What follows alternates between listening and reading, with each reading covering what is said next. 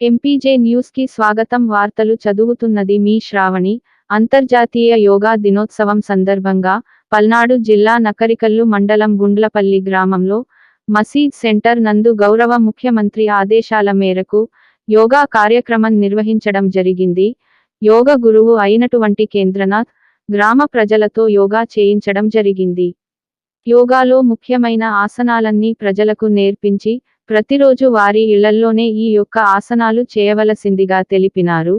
ఈ కార్యక్రమంలో మండల ప్రజా పరిషత్ అధికారి కాశయ్య, మండల పరిషత్ సిబ్బంది, గ్రామ ప్రజలు, గ్రామ నాయకులు, విద్యార్థులు, సచివాలయం సిబ్బంది, పంచాయతీ సెక్రటరీ నబీ, విఆర్ఓ సైదా, గ్రామ నాయకులు డాక్టర్ అహ్మద్, కరాలపాటి వలి, రంజాన్ షరీఫ్, బండా సుభాని, మునీరు, సర్పంచ్ ఎంపీటీసీలు అందరూ పాల్గొని ఈ కార్యక్రమాన్ని జయప్రదం చేశారు. కూడా చక్కగా యోగా కార్యక్రమాలు చేసుకున్నాం.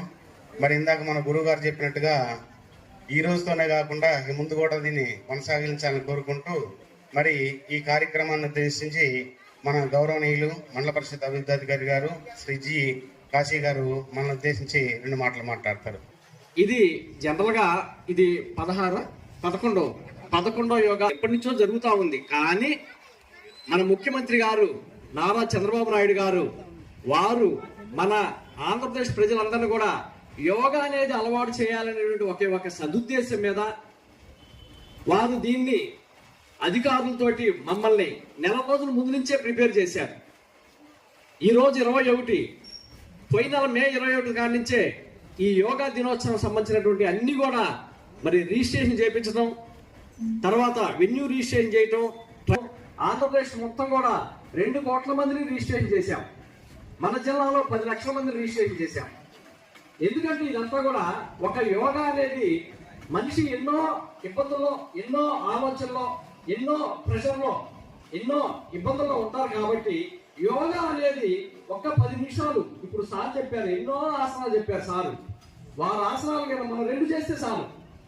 వారు మనకి ప్రాణాయామం చెప్పారు, ఇంకా యోగా చెప్పారు. అవన్నీ కూడా చేసుకుంటూ పోతే ఇప్పుడు ఎంత మనసు ప్రశాంతంగా ఉంటుంది. వారు లాస్ట్ లో కొన్ని స్లోగన్స్ చెప్పారు, ఓం శాంతి శాంతి శాంతి అని. అవి మీరు 10 సార్లు అంటే చాలు. ఎందుకంటే మనం తినేటువంటి ఆహారంలో కానీ, మన ఆలోచనలో కానీ మనం ఎన్నో రకాలైనటువంటి ఇబ్బందుల్లో ఉంటాం. ఆ ఇబ్బందులన్నీ పోవాలంటే యోగా అనేది ఒక మంచి మెడిసిన్ లాంటిదని చెప్పి